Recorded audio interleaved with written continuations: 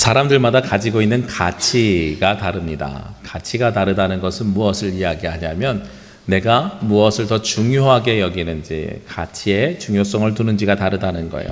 그것을 우리가 찾고 구별하는 방법이 있습니다.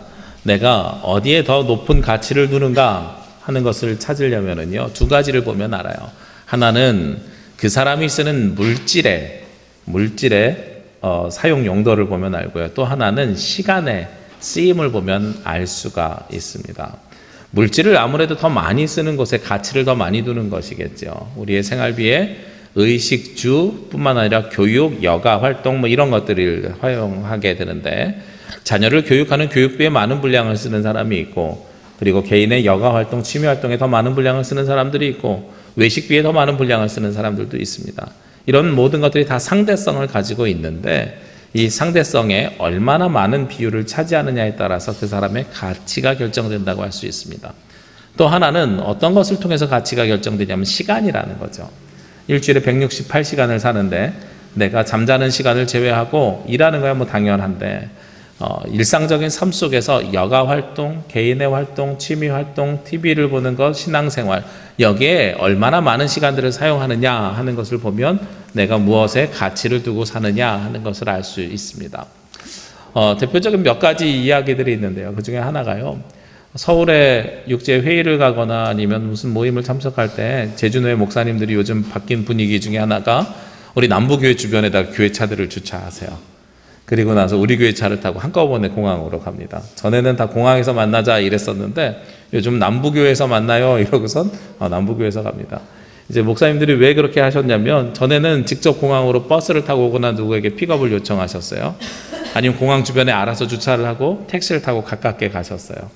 근데 이제 저도 보니까 카로텔에서 제주공항까지 택시를 타면 한 6,500원 정도 나오더라고요. 근데 공항 앞에 있는 주차장을 어느 날 검색해 봤더니 바로 옆에 요즘 주차타워 지은 데가 하루에 12,000원이에요. 최고가 12,000원이에요. 그거 이상 넘어가지 않게 돼 있어요. 그래서 뭐 30분에 600원인데 뭐 시간 계산해서 그래서 최대가 12,000원이에요. 그러니까 6,500원 왕복 택시비를 내는 것보다 12,000원 내는 게 싸겠다 싶어서 제가 차를 가져갔거든요. 그래서 주차시키는 걸 보고선 다른 분들이 그러면 남부교회에다 주차를 하고 그 차를 얻어 타야 되겠다 이런 관점으로 바뀐 거예요. 그런데 어느 날 보니까 공항 바로 앞에 있는 주차장에다가 12,000원 내고 주차를 하려고 했는데 만차가 됐어요. 그래서 그 바깥에 횡단보도 건너에 외곽 주차장에, 공항 주차장에 주차를 했는데 거기에는 하루에 6,000원이에요. 그러니까 오히려 택시비보다 싼 거예요. 버스비보다 조금 더 비싼 거예요. 그러니까 이거 되게 괜찮은 방법이구나. 1박 2일로 이틀을 갔다 와도 택시비보다 싸겠구나 이러고선 그렇게 주차를 합니다. 그런데요, 제가 제주 와가지고 제일 적응하기 힘들었던 것 중에 하나가 바로 이런 부분인 거예요. 서울에서 살 때는요, 서울에 주차를 골목에다 한다는 걸 생각을 잘 못합니다. 왜냐하면 거주지 우선 주차장에다 주차를 했을 때에 주인이 딱 와가지고 내 주차장에 다른 차가 돼 있잖아요. 바로 견인 부탁합니다. 그러면 내 차가 사라지고 범칙금 7만 원 딱 붙어 있어요. 그러니까 골목에다 주차하기가 어려워요. 그래서 보통 어딜 찾아다니냐면 그냥 유료 주차장 찾아가가지고 1,000원, 1,500원 내고 유료 주차합니다. 그게 훨씬 더 마음 편하고 빠른 길이거든요. 괜히 골목 뺑뺑 도는 것보다요. 근데 제주 왔더니 유료 주차장이 별로 없어요. 그래서 계속 골목을 돌아요. 그러면서 목사님들이 하시는 이야기가, 제주에서 오래 목회하신 분들일수록 아니 그 300원 내고 600원 내고 그 뭐하러 그렇게 주차해요? 골목에다 대면 되는데, 이런 말씀들을 하세요. 양쪽이 가지고 있는 돈을 쓰는 걸 보면 가치가 다른 거죠. 저는 그게 어디서 학습이 됐냐면, 예전에 운전한 지 얼마 안 돼서 대학생 때 뭣도 모르고 차를 가지고 다니다가 잠깐 길가에다 대놓고서 뭐 편의점을 갔다 오든 약국을 갔다 오든 이렇게 갔다 왔거든요. 그랬더니 어김없이 그 다음 주에 4만 원짜리 범칙금이 날라오는 거예요. 그러니까 4만 원짜리 제가 딱 2번 낸 다음에는 몇 년치 주차요금을 내가 한꺼번에 날에다 냈구나. 그러니 차라리 나는 유료 주차장에다 주차하겠다. 그런데 이제 그 이후로는 제가 범칙금을 낸 경우는 별로 없는데, 제가 그 다음에 범칙금 내는 건 저희 어머니가 제 차를 가지고 나가시면은 꼭 범칙금이 그 다음 주에 날라와요. 그래서 제발 그러지 말라고 말씀을 드리는데도 불구하고 그럴 때들이 있어요. 어찌됐든 우리가 가지고 있는 시간에 대한 가치와 돈에 대한 가치가 순간 드러나는 거죠. 저는 시간에 대한 가치를 좀 더 중요하게 생각해서 조금 더 시간을 잘 맞추고 편안하게 시간을 내가 더 쓰려면 300원, 600원의 주차요금을 나는 굳이 내겠다라는 거죠. 그런데 그것이 아니라 나는 시간은 별로 아깝지 않아. 나는 물질이 조금 더 좋아. 심지어 주차요금 이거 난 절대로 낼 수 없어 하는 사람들은 계속 뺑뺑 돌면서 주차할 자리를 찾아내는 거죠. 이게 우리가 가지고 있는 가치들의 차이라는 겁니다. 하나님 나라를 향해서 바라보는 가치는 그러면 우리는 어떻게 차이가 있을까? 우리가 예수님의 비유를 보면서요, 이 비유에서 이야기하는 말씀의 목적이 다르다고 여러 번 말씀을 드렸어요. 우리가 자동차를 6군데서 사진을 찍어야 온전하게 아는 것처럼, 그렇게 아는 것처럼 비유를 다각도로 예수님께서 말씀하신 목적들이 다른데요, 오늘은 바로 신앙생활 해 나가는 사람들이 중요하게 두어야 되는 가치에 대해서 말씀하고 있다는 거죠. 우리가 처음에 나눴던 비유는 어떤 비유였습니까? 4가지 밭에 뿌려진 씨앗에 대한 비유였습니다. 그래서 우리가 좋은 밭, 우리의 마음을 좋은 밭으로 만들어야 된다는 것이 첫 번째 비유의 내용이었으면, 두 번째 비유의 내용은요, 누룩과 겨자씨와 누룩의 비유를 통해서 작은 것이 확장되고 누룩을 통해서 많은 사람들로 부풀어져 가지고, 그래서 우리가 다른 이들을 포용하고 많은 이들을 먹이는 씨앗이 되어야 된다. 그것이 하나님 나라다 말씀을 드렸고요. 그리고 지난주에는 나눴던 말씀, 밀과 가라지의 비유를 통해 가지고 전적인 주권이 주님 안에 있고 우리가 가라지를 솎아내거나 팔아내거나 이것에 대한 권한이 없다. 우리는 좋은 씨가 되어서 그 나라에 들어가기를 기대해야 되는 것이다 하는 것이 바로 지난주에 나눴던 말씀에 대한 내용이에요. 오늘은 하나님 나라에 대한 가치를 발견한 사람의 행동, 그 가치를 아는 사람이 도대체 어떻게 신앙생활을 해 나갈 것인가 하는 부분에 대해서 말씀하고 있다는 겁니다. 예수님께서는 오늘 말씀, 짧은 본문이지만 이 본문을 통해서 3가지의 비유를 말씀하십니다. 첫 번째는요, 밭에 감추어진 보화에 대한 비유. 두 번째는요, 좋은 진주를 찾는 장사하는 사람에 대한 비유. 세 번째는요, 그물을 던진 어부에 대한 비유를 이야기합니다. 이 중에 2개의 비유는 굉장한 공통성이 있고, 마지막 세 번째 그물을 던진 어부에 대한 비유는요, 조금은 차별성이 있어요. 셋 다 동일한 것이 있습니다. 무엇이냐면 바로 이들이 중요하게 여기는 가치가 보물과 진주와 물고기였다는 거죠. 당연하지요. 농부라고 해봅시다. 성경 오늘 말씀에 보면 이 농부가 그냥 농부가 아니에요. 밭 주인이 아니라는 것이 드러나 있습니다. 오늘 말씀 44절 말씀에 보면 천국은 마치 밭에 감추인 보화와 같으니 사람이 이를 발견한 후 숨겨두고 기뻐하며 돌아가서 자기의 소유를 다 팔아 그 밭을 사느니라. 밭에서 농사 짓다가 보물을 발견했는데 그 다음에 행동하는 게 뭐예요? 자기의 소유를 다 팔아서 그 밭을 사는 거예요. 그러니까 이 밭의 주인이 아니라는 거죠. 주인이 아니라는 것은 이 밭의 일꾼이고 소작하는 사람이라는 거예요. 당시의 사회상으로 보면 이 사람은 가난한 자라는 거죠. 가난한 자에게 무엇을 발견한 것은요, 보물을 발견한 것은 요즘 사람들이 로또에 맞는 것처럼 굉장히 커다란 일이었다는 거죠. 그 다음에 두 번째 사람은 어떤 사람입니까?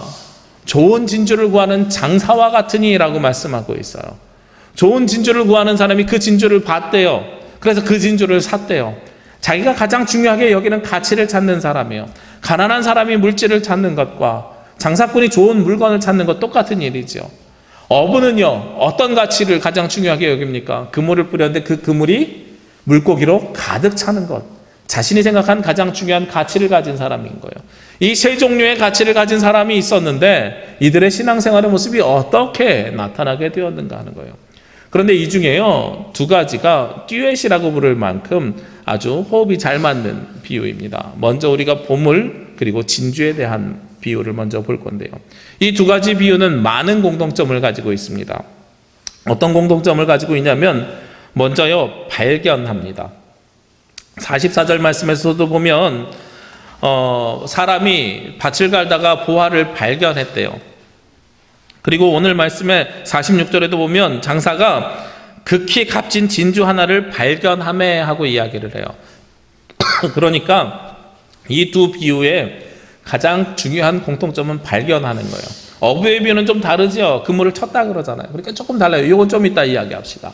앞에 보화의 보물에 대한 비유하고 진주에 대한 비유의 공통점은 발견하는 겁니다. 가장 중요한 가치가 있는 것을 발견한 다음에 이들이 취한 행동이 무엇이냐? 2번째 보니까 기뻐합니다. 발견한 것을 기뻐하고 그 다음에 무엇을 합니까? 그 다음에는요, 자기의 소유를 다 팔아버립니다. 그리고 맨 마지막으로 하는 것이 그것을 구입합니다. 이것이 이들의 두 사람의 공통적인 패턴이에요. 자, 우리가 신앙생활을 한다고 하는 것이 바로 저는 여기에 있다고 생각합니다. 우리가 신앙생활 하는 사람들이 무엇을 발견해야 되냐면 하나님 나라에 대한 가치를 발견해야 돼요. 그것을 발견하는데 그냥 발견하는 데서 끝나는 게 아니에요.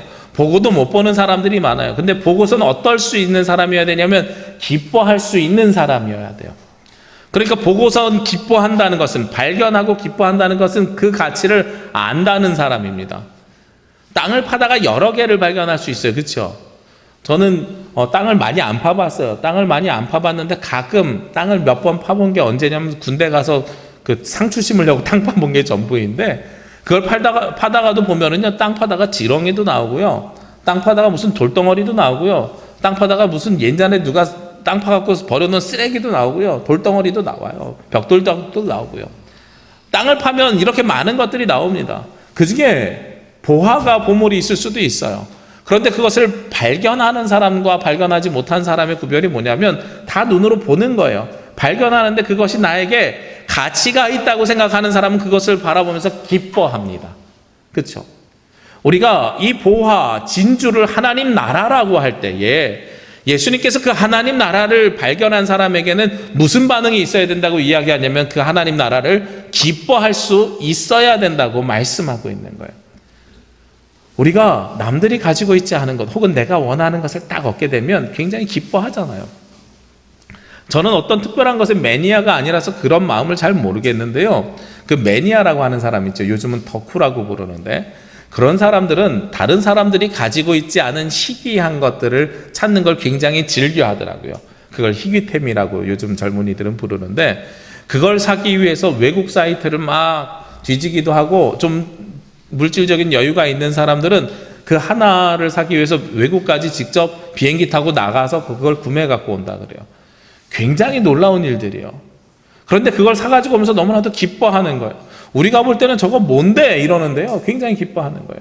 최근에 제가 인상 깊게 봤던 것 중에 하나는 무엇이냐면, 심영탁이라는 연예인이 도라에몽이라는 아이들 만화 캐릭터의 매니아예요. 그래서 몰랐는데 어느 날 방송 보니까 그 집에는요, 침대부터 해서 숟가락이랑 하다못해 샴푸랑 뭐 모든 것이 다 그 도라에몽이라는 걸로 다 만들어져 있어요. 근데 그 도라에몽이라는 게 어느 정도 아이들이 좋아하는 거냐면 저희 큰아이, 둘째아이 요 정도 아이들이 좋아하는 거예요. 6살에서 10살 정도 되는 아이들이 좋아하는 건데, 어른이 거기에 빠져가지고 그거 사러, 그 중에 어떤 것들은 사러 일본까지 갔다 왔대요. 그러니까 저는 도대체 이해가 되지 않는데, 그 사람은 그걸 사갖고 오면서 인터뷰하는데 얼마나 이게 기쁜지 모르겠다고 이야기하는 거예요. 그 가치를 발견한 사람은 무엇이 동반돼요? 기쁨이 동반되는 거예요. 자, 우리 그리스도인들은 무엇에 대한 가치를 발견해야 됩니까? 하나님 나라에 대한 가치를 우리가 발견해야 됩니다. 그리고 거기에 대해서 우리가 기뻐할 수 있어야 됩니다. 다만 하나님 나라의 가치를 발견하는 방법이 두 사람이 조금 달라요. 어떻게 다른가? 밭을 일구는 사람은요, 그 안에 무엇이 숨겨져 있는지 몰라요. 그냥 일상적으로 하던 일을 하는 거예요. 자기의 일을 열심히 하다가 그 가치를 발견한 사람입니다. 그런데 좋은 진주를 구하는 장사는 어떤 사람입니까? 하나님 나라의 가치, 좋은 진주에 대한 가치를 아는 사람이에요. 그런데 본인이 아직 기뻐하지 못했어요. 왜냐하면 내가 원하는 것을 발견하지 못했으니까. 그걸 열망해서 그것을 구하러 끊임없이 다니는 사람이에요. 그러다가 발견한 후에 기뻐해요. 자, 요즘으로 이 이야기를 말씀을 바꿔서 하면, 신앙생활이라는 것이 하나님 나라에 대해서 우리가 머리로 알고 있는 사람이 좋은 진주를 구하는 장사와 같은 사람이에요. 지금 신앙생활을 하고 있는 우리들의 모습을 이야기합니다. 우리가 신앙생활을 하면서 하나님 나라를 꿈꾸며 기대하며 기다리고 있는데, 그래서 그 하나님 나라를 만나길 기대하고 있다가 진짜로 만났어요. 그게 좋은 진주를 구하는 사람이에요. 근데 밭에서 보화를 발견한 사람은요, 그냥 세상에서 열심히 살아요. 세상에서 열심히 살아요. 내가 그것이 좋은지 안 좋은지 몰라요. 세상에서 열심히 살다가 어느 날 보니까 땅 속에 숨겨져 있는 보화가 내 눈앞에 탁 보이는 거예요. 그러니까 우리가 하나님 나라를 발견하는 경로가요, 주님 안에서 열심히 신앙생활하는 사람일 수도 있고, 아니면 세상에서 자신의 삶을 열심히 살다가 어느 날 주께서 주신 은혜를 나도 모르게 어느 순간에 딱 발견한 사람일 수도 있다는 거예요. 자, 하나님 나라에 가는 방법이 지금 삶의 모습이랑 맞닿아 있는 거죠. 예수님께서 말씀을 하실 때는 바로 그러한 두 가지를 다 염두에 두고 하시는 겁니다. 세상에서 열심히 살다가 주님을 만난 사람도 있어. 교회 안에서 열심히 신앙생활 하다가 주님을 만난 사람도 있어. 둘 다 하나님 나라를 발견하면 그것으로 기뻐하면 그 가치를 발견한 사람이 되는 거예요. 우리에게 요청하는 첫 번째가 그 나라의 가치를 발견하고 기뻐하라고 말씀하고 있습니다. 그리고 나서 그 다음에 무엇을 요청합니까? 그것을 다, 그 소유를 다 팔아서, 자신의 소유를 다 팔아서 그 밭을 사고 그 진주를 사라고 말씀하고 있어요.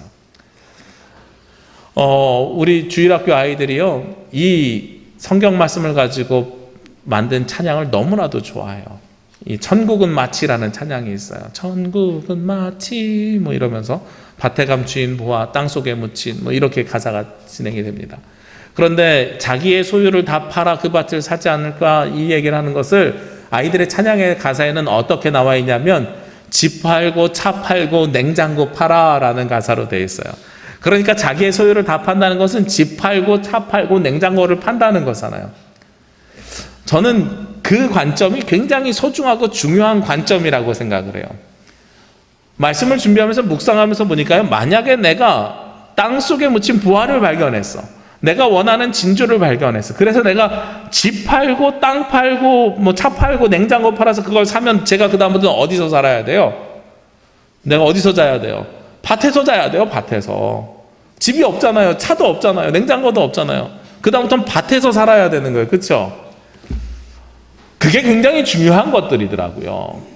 하나님께서는 진짜로 우리에게 집이랑 차랑 냉장고를 팔아가지고 하나님 앞에 드리라는 얘기를 하는 게 아니에요. 하나님 나라의 보화가 이 제주 남부교회에 있으니 여러분들 당장 오늘 가서 집 팔고 차 팔고 냉장고 팔아서 이 안으로 들어오십시오라고 이야기하면 이건 이단이에요. 그렇죠? 이것은 무엇을 상징하고 요청하는 것이냐면 우리가 그 하나님 나라가 있는 곳으로 들어가라는 거예요. 밭에서 산다는 게 어떤 의미입니까? 밭에서 살 수 없잖아요. 그러나 내 집과 차와 냉장고를 팔아서 그 밭으로 가서 살라고 하는 것은 내가 그리스도 안으로 들어가라는 거예요. 하나님 나라를 선포한 그리스도 안으로. 그러면서 생각해 봤더니 성경에요, 특히 신약 성경에 그리스도 안에서라는 표현이 굉장히 많아요. 그런즉 그리스도 안에 있는 자에게는 결코 정죄함이 없나니 죄와 사망의 법에서 생명의 성령의 법으로 너를 해방하였습니다. 로마서 8장 1절이죠. 그러므로 그리스도 예수 안에 있는 자, 그리스도 예수 안에 있는 자래요. 또 무엇을 이야기합니까?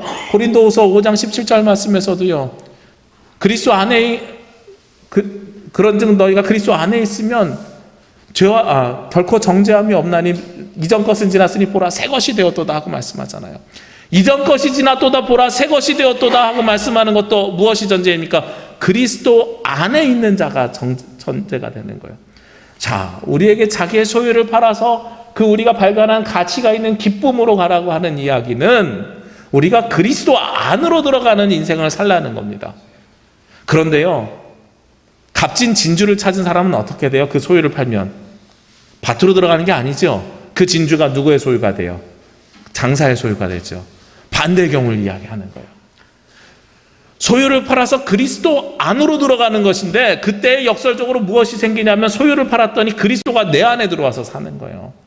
요한복음에 보면 예수님이 뭐라고 말씀하시냐면 내가 너희 안에 너희가 내 안에 사는 것과 같이라고 말씀하셨어요.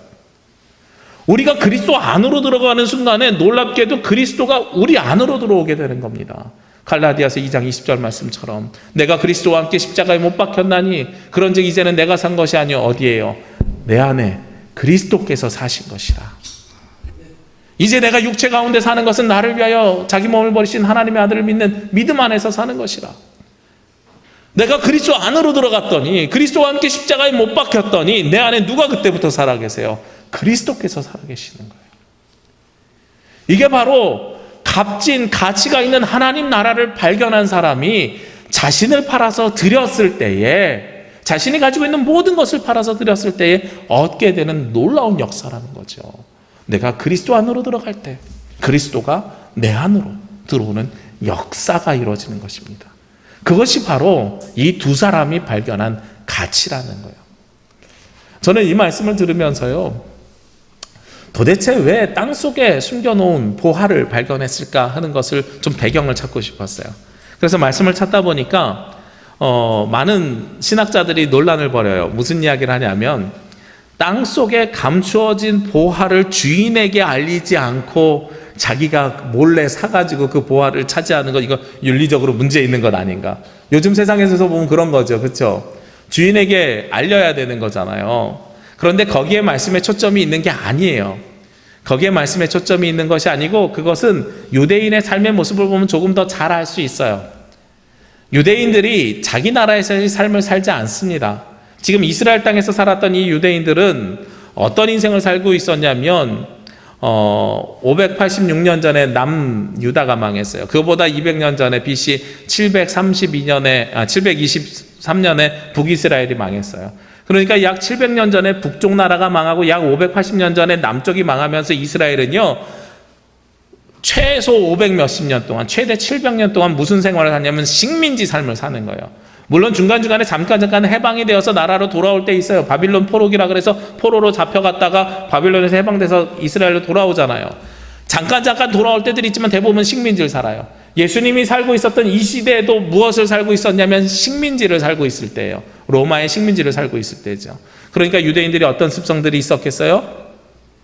꼭 돈이나 물질이 아니라도 자녀들에게 물려줘야 되는 귀한 것들은요, 땅에다 파묻었대요.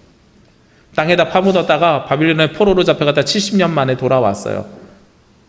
내가 갔다가 70년 만에 돌아오면 내가 돌아올 수 있어요? 나 못 들어와요. 그렇죠? 내가 들어오는 게 아니라 누가 돌아오는 거예요? 내 자녀들이, 손들이 돌아오는 거죠. 자녀들이 돌아와서 우리 아버지 집에 가서 그 땅을 팠을 때에 포로로 잡혀가면 빼앗길 만한 것들이 이미 땅에 묻혀져 있었다는 거예요. 그래서 초대교회 역사학자 요세푸스의 기록을 보면 당시 로마 시대에 땅을 조금만 깊이 파면 옛날 유적들이 많이 나왔대요. 그 이유가 거기로부터 기인된다는 거예요. 그러니까 유대인들의 습성 가운데서 땅을 파서 거기에다가 보화를 숨겨놨다는 것은 무엇을 숨겨놓은 것이냐? 무슨 정말 금화 동전 이런 것일 수도 있겠지만 어쩌면 우리가 자녀들에게 꼭 물려줘야 되는 식민지, 포로로 잡혀가기 전에, 우리나라로 이야기하면 일본의 징용으로 끌려가기 전에 자녀들에게 꼭 물려줘야 되는 것들을 거기다 숨겨놨다는 거예요. 그것이 무엇이었겠어요? 하나님 나라에 대한 신앙의 유산입니다.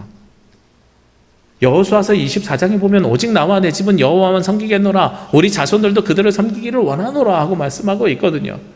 그러니까 우리가 땅 속에다가 숨겨놔야 되는 것, 지금은 내가 살 수 없지만 나중에 우리 자손들이 찾아서 땅을 파게 되면 찾을 수 있는 것, 이것이 무엇이어야 되냐면 바로 하나님 나라에 대한 복음, 신앙에 대한 가치여야 된다는 거죠. 그러니 이것은 윤리적으로 주인에게 알리는 것이 중요하냐 아니냐 이런 것이 필요한 것이 아니라 당시의 삶의 모습을 보면, 예수님의 말씀을 듣던 이스라엘 사람들로 보면 정말로 자녀들에게, 후손들에게 물려주고 싶어 한 것을 그 후손 중에 한 사람이 찾아낸 거예요. 그게 바로 하나님의 나라라는 겁니다. 저는 또 오늘 말씀을 보면서 한 가지 말씀이 더 기억이 났습니다. 자기 소유를 팔아서 그것을 샀어요. 그렇죠? 예수님께서 하신 말씀 중에요, 나를 따르려거든 자기를 부인하고 자기 십자가를 지고 따르라 하시는 말씀이 있어요. 저는 그 말씀이 떠오른 거예요.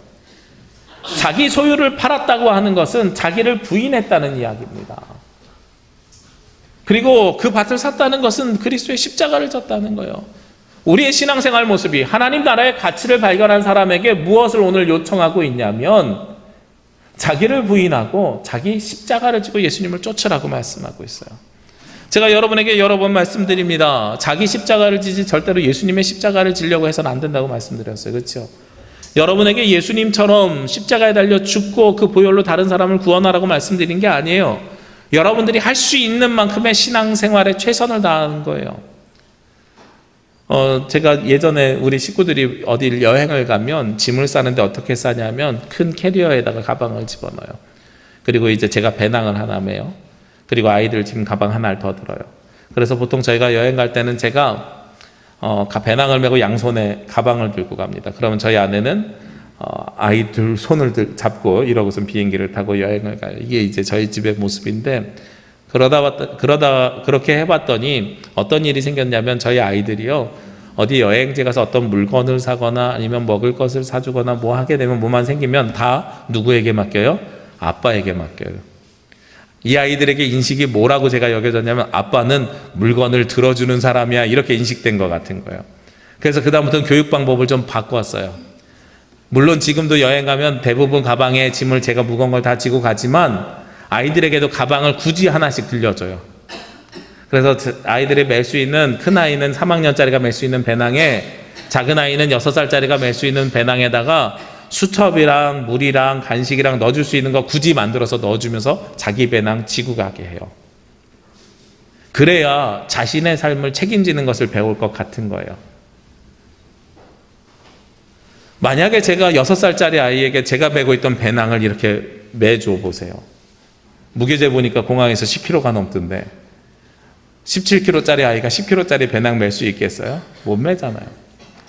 자기 십자가를 지라고 하는 것은 바로 그거예요. 6살짜리가 멜 수 있는 배낭, 10살짜리가 멜 수 있는 배낭, 아빠가 멜 수 있는 배낭이 다르듯이 예수님의 십자가와 우리의 십자가는 각자 모양이 달라요. 그래서 나의 소유를 다 팔아서 그분에게 드리라고 하는 이 이야기는 무엇을 이야기하냐면 우리가 감당할 수 있는 최선을 다해서 하라는 거예요. 그런데 여기에 전제는 하나가 다 똑같아요. 무엇이 똑같습니까? 자기의 소유를 다 파는 것과 자기를 부인하는 것은 똑같아요. 십자가의 크기는 다를 수 있지만 자기의 부인은 모두가 다 똑같다는 겁니다. 자기 부인이 있어야 되는 거예요. 그것이 없으면 하나님 앞에 이 하나님 나라의 가치를 우리가 얻을 수가 없는 거예요. 내 욕심과 내 생각대로 살아가면 아무것도 얻을 수가 없다는 겁니다. 예수님께서 이 말씀을 하신 이유가 도대체 무엇이겠어요? 예수님께서는 이 말씀을 하시는 가장 중요한 이유가 하나님 나라에 대한 가치를 선포하는 것이라고 말씀을 드렸는데, 이 가치는 무엇과 비교가 되냐면 율법적인 삶으로 살아가는 것과 비교가 돼요. 우리가 이 십자가를 어떤 것이라고 딱 규정해버리게 되면 그 순간에 그것이 무엇으로 바뀌냐면 율법으로 바뀌게 됩니다. 율법으로 바뀌게 되면 누구와 차이가 없어요? 당시에 예수님을 공격하던 바리새인들과 율법학자들과 우리가 구별될 게 뭐가 있어요?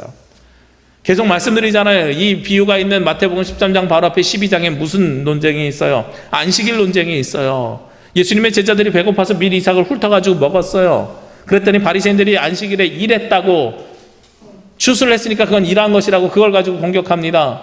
예수님이 회당에서 손 마른 사람을 고쳤어요. 그랬더니 안식일에 아픈 사람을 고쳐줬더니 그것을 일한 것이라고 그렇게 공격합니다. 배고픈 사람이 음식을 먹는 생명의 활동, 아픈 사람을 고쳐주는 이 생명의 활동을 가지고 무엇이라고 공격하냐면 율법을 어겼다고 공격하는 거예요. 이건 무엇을 모르는 사람입니까? 가치가 얼마나 중요한지를 모르는 사람들인 거예요. 이들은 뭐에 빠져 있어요? 창세기에서 예수님이 7째 날 쉬셨다, 거기에 빠져 있는 거예요. 자, 하나님께서 세상을 창조하시고 7째 날 왜 쉬셨습니까? 안식일을 왜 만드셨습니까? 안식일에 하나님 앞에 예배하는 것 중요한 일입니다. 그런데 그거보다 더 중요한 가치가 있지요. 안식일에 하나님은 누구를 위해서 그 삶을 살라 그래요? 요즘은 우리 주일 예배 드리기 위해서 주일날 쉬는 것처럼 느껴지지만 사실 그거 아니에요. 하나님께서 주일을 주신 이유, 안식일을 주신 이유는 딱 한 가지입니다. 사람을 위한 거예요. 사람 보고 너네 6일 일했으니까 쉬어야 돼. 안 쉬면 너네 병나. 그래서 주신 말씀이에요. 그러니까 하나님께서 안식일을 주신 가장 큰 이유는 누구의 생명 때문에 주셨어요? 사람의 생명 때문에 주셨어요. 그리고 이날 하나님 앞에 예배 드리는 이유는 무엇 때문입니까? 우리가 영적인 생명을 공급받기 위해서 이날 예배를 드리는 거예요. 우리의 육체는 쉬면서 영적인 생명을 공급받는 것이 바로 이날의 가치입니다. 그런데 이날 이삭을 배고픈 사람이 훑어먹은 것이 가치를 깨버린 것입니까? 아픈 사람을 고쳐준 것이 가치를 깨버린 것입니까? 아니잖아요.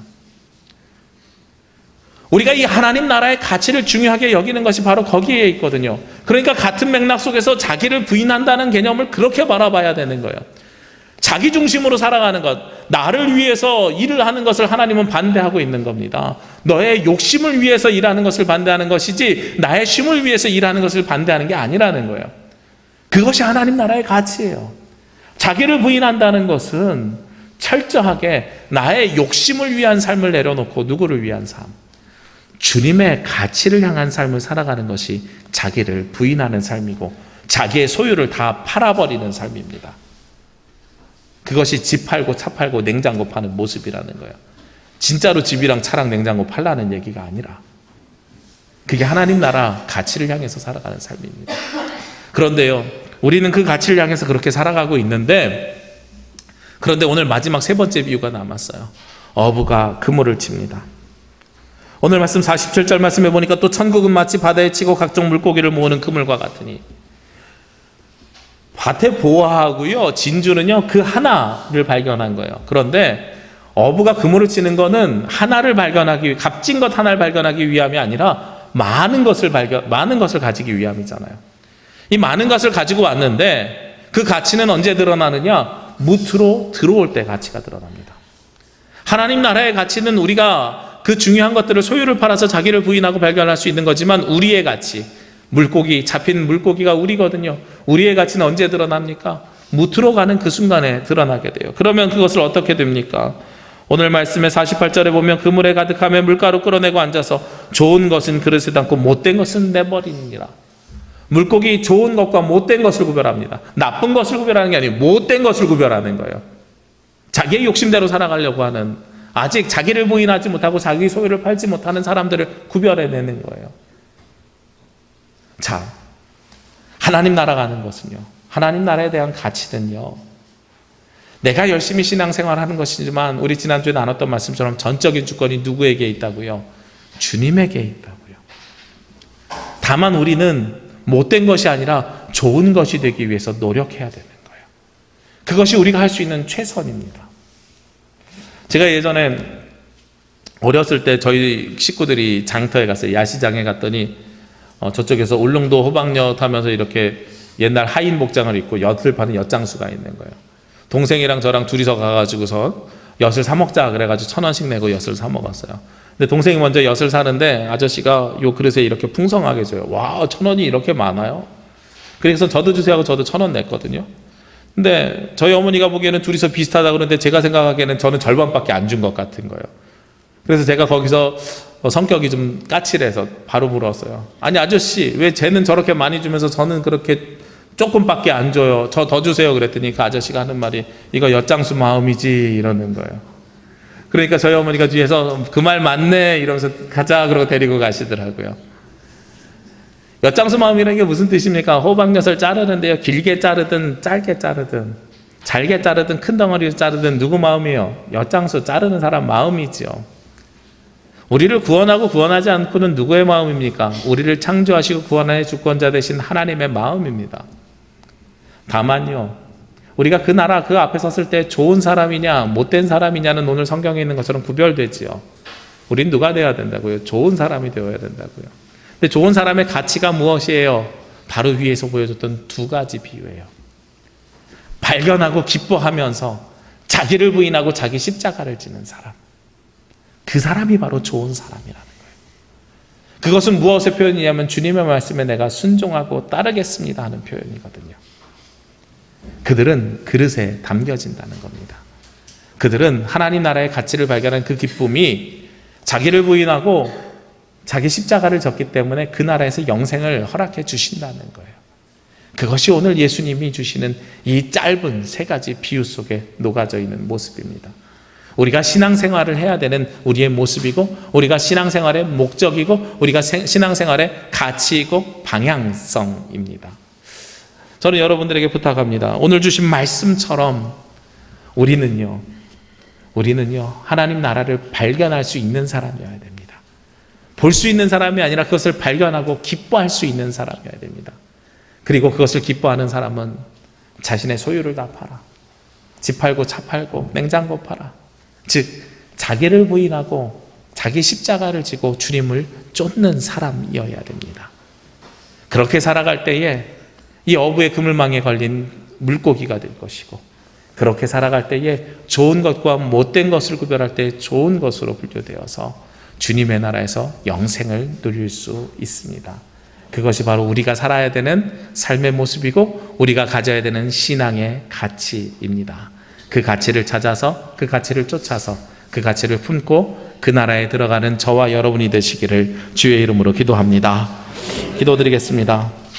거룩하신 아버지 하나님, 오늘도 귀한 말씀 은혜 가운데 주시니 감사합니다. 주께서 주신 이 말씀 따라 살아갈 때에 하늘의 영광이 있게 하여 주옵시고 주의 생명이 함께하게 하여 주옵시며 주의 권능으로 주님 자녀가 되는 은혜를 허락하여 주옵소서. 저희들 하나님 나라를 발견하고 기뻐하며 우리의 소유를 다 팔아 주님 앞에 드리기를 원합니다. 자기를 부인하고 자기 십자가를 따르라고 하셨던 주님의 말씀에 따라 그리스도 안으로 들어갈 때에 주께서 내 안에 함께하여 주옵소서. 그렇게 주님 안에서, 주님이 내 안에서 살아갈 때에 세상 끝날 주님의 나라에 들어가는 기쁨과 감사와 영광이 있기를 원합니다. 하나님, 하늘의 기쁨 가운데 함께 하시고 동행하여 주셔서 저희들의 삶이 온전케 되는 은혜를 허락하여 주시옵소서. 이 모든 말씀 예수님의 이름으로 기도합니다. 아멘.